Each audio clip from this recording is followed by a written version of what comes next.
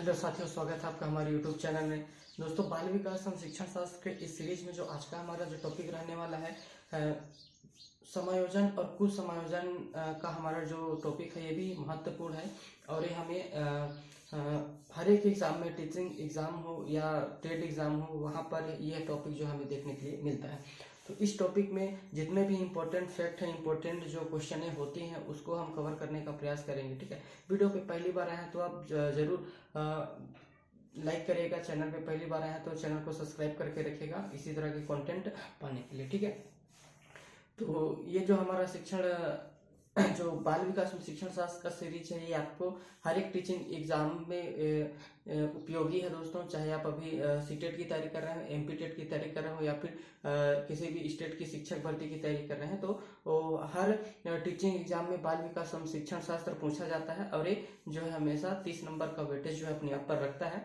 और उसी पे एक टॉपिक आता है समायोजन और कुल समायोजन। उसी से संबंधित हम जितने भी इम्पोर्टेंट और फैक्ट हैं, जितने इम्पोर्टेंट पॉइंटें हैं जिससे प्रश्न बनता है हमेशा से, वो जो है पूरा हम कवर करेंगे। और इस टॉपिक से हमेशा आपको एक नंबर, हर एक टॉपिक से आपको 1-2 नंबर देखने के लिए मिलता है। ठीक है, तो इसी को हम आगे चलते हैं दोस्तों। ठीक है, वीडियो अगर आपने इससे जो पिछला क्लासेस है, अगर आपने उसको नहीं देखा तो उसको आप जरूर जा करके देखिएगा। बेहद ही इंपॉर्टेंट क्लासेस हैं। आपको हमारे चैनल पे जाएंगे जब, उसका एक प्लेलिस्ट बना है जिसमें बाल विकास एवं शिक्षण शास्त्र करके एक प्लेलिस्ट बना है। उसमें आपको सारी चीजें जो है वीडियो कंटिन्यू मैं अपडेट करते रहा हूँ, है ना, और आपको सारी क्लासेस जो है उसमें मिल जाएंगे। ठीक है, पॉइंट टू पॉइंट बात करेंगे और उन्हीं फैक्टों पर बात करेंगे जो इम्पोर्टेंट है ना। चाहे आप सीटेट की एग्जाम दिला रहे की तैयारी कर रहे हैं या फिर कोई शिक्षक भर्ती का, एमपी टेट या सीजी टेट की, तो ये जो क्लास आपके लिए महत्वपूर्ण होगी बाल विकास एवं शिक्षण शास्त्र के लिए। ठीक है, तो देखते हैं यहाँ पर, अगर आप जुलाई में सीटेट की तैयारी कर रहे हैं 2025 में देने का अगर सोच रहे हैं, ठीक है, तो आपको बाल विकास एवं शिक्षण शास्त्र बेहद इंपॉर्टेंट सब्जेक्ट है और यहाँ से आपको जो है प्रश्न 30 नंबर देखने के लिए मिलेगा।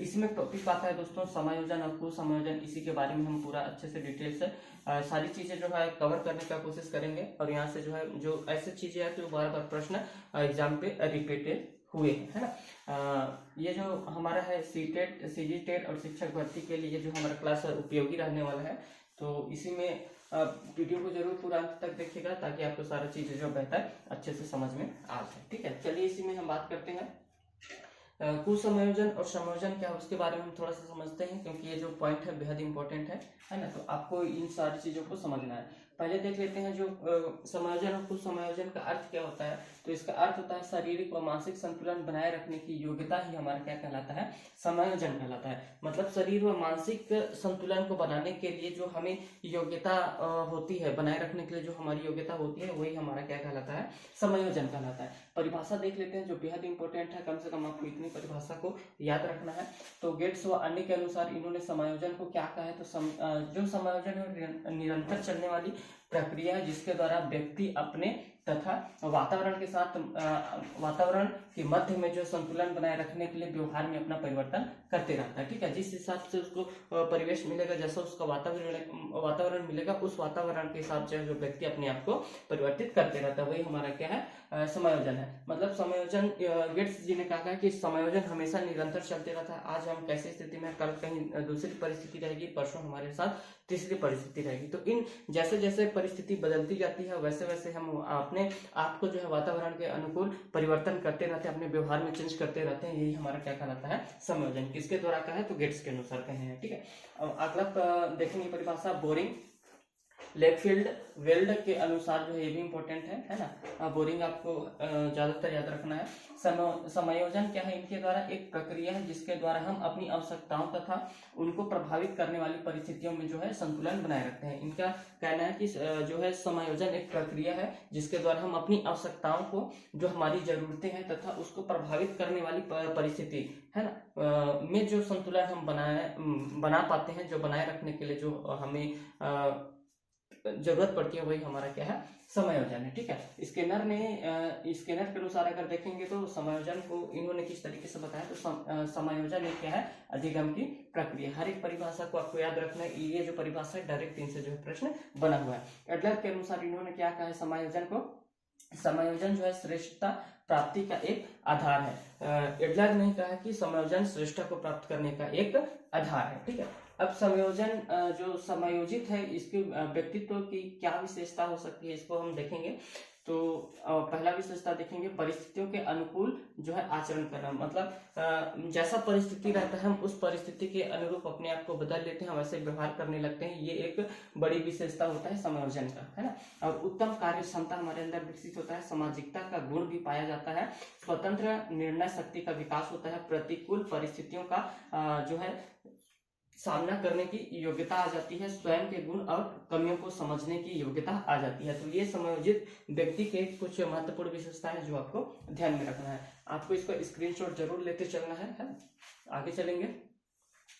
अब आगे देखेंगे हम जो है समायोजन को प्रभावित करने वाले जो कारक हैं, है ना, समायोजन को प्रभावित करने वाले जो है कारक या कुसमायोजन की ओर ले जाने वाले कारक भी कह सकते हैं इसको। समायोजन को प्रभावित करने वाले कारक है या फिर समायोजन से कुसमायोजन की ओर ले जाने वाले जो है कारक आपको ध्यान में रखने हैं। ठीक है, तो पहला है हमारा भग्नाशा या फिर इसी को कहा जाता है कुष्ठा। दोनों नाम आपको याद रखना है, दोनों इंपॉर्टेंट नाम है ना। कुष्ठा जो है, तो गुड्स के अनुसार इन्होंने क्या कहा है कि किसी इच्छा या आवश्यकता के मार्ग में उत्पन्न संवेगात्मक जो तनाव है ना, वही क्या कहलाता है, कुष्ठा कहलाता है या भग्नाशा कहलाता है। ठीक है, अब ये जो कुष्ठा के प्रकार देख लेते हैं, कितने प्रकार के हैं, है ना। तो इसका कई प्रकार है, आप देखेंगे। तो पहला है हमारा आंतरिक जो है भग्नाशा या फिर कुष्ठा कह सकते हैं, और दूसरा है बाह्य भग्नाशा या कुष्ठा। तो इसी को हम आगे समझेंगे। पहले देख लेते हैं आंतरिक भग्नाशा क्या है। तो स्वयं की वजह से किसी आवश्यकता की पूर्ति ना हो पाना, स्वयं की कमी से, स्वयं की क्षमता से हम किसी भी जो हमारी आवश्यकता है उस काम को करते हैं और उसमें हमें सफलता नहीं मिलती है, पूर्ति ना हो पाना हमारा क्या कहलाता है, आंतरिक कुष्ठा हो जाता है। ठीक है, और बाह्य कुष्ठा क्या हो जाएगा, तो किसी बाहरी कारक की वजह से आवश्यकता की पूरा ना हो पाना। मतलब आंतरिक कुष्ठा क्या हो जाएगा, स्वयं की गलती की वजह से, स्वयं की वजह से किसी आवश्यकता की पूर्ति ना कर पाना हमारा आंतरिक कुष्ठा हो जाता है। और बाह्य कुष्ठा क्या हो जाएगा, किसी आंतरिक मतलब किसी बाह्य कारक की वजह से, किसी बाह्य कारक की वजह से हमारी जो आवश्यकता है उसको हम पूरा नहीं कर पाते हैं, वही हमारा क्या कहलाता है, बाह्य भग्नाशा या फिर कुष्ठा कहलाता है। ठीक है, और इसके कारण समझ लेते हैं। ठीक है, भग्नाशा के जो है या फिर इसको कुष्ठा भी कह सकते हैं कि कारण क्या क्या हो सकते हैं। तो भौतिक वातावरण ये भी एक महत्वपूर्ण कारक है, जैसे कि बाढ़, भूकंप, सुनामी, वर्षा। ठीक है, ये वातावरण से संबंधित है। ठीक, आगे देखेंगे सामाजिक वातावरण भी कारण हो सकते हैं, शारीरिक दोष भी हो सकता है, निर्धनता भी हो सकती है, और विरोधी इच्छा तथा विरोधी उद्देश्य भी हो सकते हैं, नैतिक आदर्श हो सकता है, असंगत आवश्यकताएं हो सकती है, और मानसिक संघर्ष। ये सारी एक कारण है जो हमें जो है भग्नाशा या फिर कुष्ठा के सफलता ना होने की आवश्यकता को पूरा करने के लिए इनकी वजह से हम पूरा नहीं कर पाते। तो ये मेन कारण है। ठीक है, आगे देखेंगे भग्नाशा की स्थिति में जो व्यवहार है, भग्नाशा मतलब यही कुष्ठा है ना, आपको ध्यान में रखना है, यही कुष्ठा है, इसी को भग्नाशा भी बोला जाता है और कुष्ठा भी बोला जाता है, आपको दोनों नाम याद रखने हैं। ठीक है, अब इसमें देखेंगे तो एकांतरवासी बन जाना। ठीक है, व्यवहार में क्या स्थिति आएगी, एकांतवासी अकेले रहना पसंद करेगा, रोगग्रस्त होने की बात करना, मतलब वो रोगग्रस्त हो जाना, और आक्रमणकारी बन जाना, आक्रमणकारी व्यवहार में बन जाना, आत्मसमर्पण कर देना। ये सारी क्या है उसकी व्यवहार भग्नाशा की जब स्थिति, कुष्ठा की जब स्थिति में इस तरीके से जो है व्यवहार देखने के लिए मिलता है। यहाँ पर नोट, अगर आप नोट देखेंगे तो इसको ध्यान में रखना है। भग्नाशा मापन करने वाले विद्वान कौन थे, तो इसको आपको याद में रखना है, इंपॉर्टेंट है। भग्नाशा मापन करने वाले विद्वान जो है रोज़नविग है ना, ये जो विद्वान है इनका नाम क्या है, रोज़नविग, इसको आपको ध्यान में रखना है। रोज़नविग ने तस्वीर कुष्ठा अध्ययन नामक जो है परीक्षण का निर्माण किया, जिसमें क्या है 24 चित्र होते हैं। ठीक है, इन्होंने एक प्रयोग किया था, कुष्ठा अध्ययन नामक एक परीक्षण का निर्माण किया था, जिसमें क्या रहता था, 24 चित्र होते थे। ठीक है, इसका आप स्क्रीनशॉट जरूर लेते चलिएगा। आगे देखेंगे, अब दूसरा है हमारा तनाव। ठीक है, तनाव देखेंगे किस तरीके से है। तो गेट्स व अन्य के अनुसार इन्होंने तनाव के बारे में क्या कहा है, तो तनाव असंतुलन की दशा है जो व्यक्ति को उत्तेजित अवस्था का अंत करने के लिए प्रेरित करता है। तनाव जो है, तनाव असंतुलन की वह दशा है जो व्यक्ति उत्तेजित अवस्था का अंत करने के लिए प्रेरित करती है। आगे देखेंगे, आगे तीसरा नंबर हमारा है दुष्निष्ठता। तो चेतन व अचेतन के मध्य होने वाला जो है ये संघर्ष होता है, ठीक है। अगला देखेंगे दबाव। तो प्रतियोगिता तथा आत्मसम्मान की वजह से जो दबाव महसूस होता है वही हमारा दबाव होता है। आगे देखेंगे द्वंद्व व फिर संघर्ष क्या है। तो द्वंद्व का आधार है उचित अनुचित का विचार मन में आना। मतलब द्वंद्व का क्या आधार है, उचित और अनुचित विचारों का जो हमारे मन में आना। और फ्राइड के अनुसार इड ईगो सुपर ईगो में समन्वय का अभाव होना ही क्या कहलाता है, द्वंद्व कहलाता है। इसको आपको ध्यान में रखना है कि इड ईगो सुपर ईगो में जो समन्वय मतलब संतुलन ना बनाने की स्थिति में है जो हमें द्वंद्व, उसी को हम क्या कहते हैं, द्वंद्व कहलाता है, ठीक है। इसका आप स्क्रीनशॉट जरूर लेते चलिएगा, बेहद इंपॉर्टेंट पॉइंट है। आगे देखेंगे हम हमारा समायोजन स्थापित करने की कुछ विधियां हैं या फिर इसको युक्तियां भी कह सकते हैं। समायोजन स्थापित करने की विधियां या फिर युक्तियां। तो पहला है, देख लेते हैं इसमें क्या क्या देखने के लिए मिल रहा है। अप्रत्यक्ष विधि भी है और रक्षात्मक विधि है और मानसिक विधियां हैं और मानसिक मनोरचनाएं हैं। ये सारी चीजें क्या है, इसकी विधियां हैं। आगे देखेंगे तो इसमें क्षतिपूर्ति क्या है। पहला क्षतिपूर्ति, इस युक्ति के अंतर्गत जो है व्यक्ति किसी कार्य या इच्छा की पूर्ति दूसरे कार्य से करता है। मतलब कि इस युक्ति के अंतर्गत जो है क्षतिपूर्ति, अगर मान के चले क्षतिपूर्ति एक कार्य को या एक इच्छा को पूर्ति करने के लिए किसी दूसरे कार्य का हेल्प कार्य से करता है। जैसे विकलांग जो है, विकलांग बालक कक्षा में प्रथम स्थान लाकर समायोजन स्थापित करता है तो विकलांग है, चलने में उसको प्रॉब्लम हो रहा है, किसी भी तरीके से विकलांग है ना, किसी भी अंग से अगर विकलांग है, लेकिन उसकी जो है वह बालक जो है कक्षा में प्रथम स्थान ला करके अपने आप को क्या है, समायोजित स्थापित कर पाता है ना। आगे देखेंगे संयुक्तिकरण या युक्तिकरण, इसी को औचित्य स्थापन भी कहा जाता है। इसमें क्या कहा गया है, अपनी असफलता के पीछे कोई भी तर्क संगत कारक तलाश कर उसका औपचारिक स्थापित करना। जैसे मैं बनना नहीं चाहता या फिर अंगूर खट्टे हैं, मतलब किसी भी एग्जाम पे अगर मान के चलो बैठा हुआ है और उसमें जो है उसने एग्जाम दिलाया और उसमें असफलता हुई, तो उस असफलता के कारण तर्क संगत जो है उसने वो क्या करेगा, विचार करेगा और वो अलग से कारण बताएगा कि मेरे को इस फील्ड में या इस सेक्टर में मेरे को नहीं जाना है। तो आपने किसी कारण को बता करके वो उसको युक्तिकरण करने का प्रयास करेगा, ठीक है। आगे देखेंगे दमन क्या होता है। ये सारी पॉइंट आपको ध्यान में रखना इंपॉर्टेंट है, इन्हीं से डायरेक्ट जो प्रश्न क्षतिपूर्ति, युक्तिकरण, दमन, समन, ये सारी चीजें जो है क्वेश्चन बनता है ना।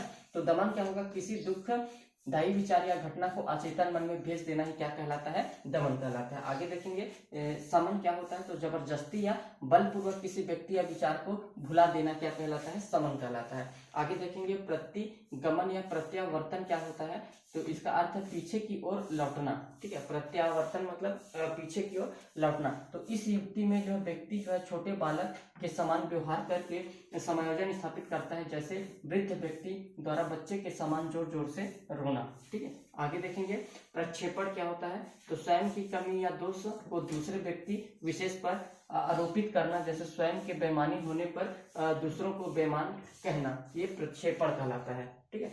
आत्मीकरण क्या होता है।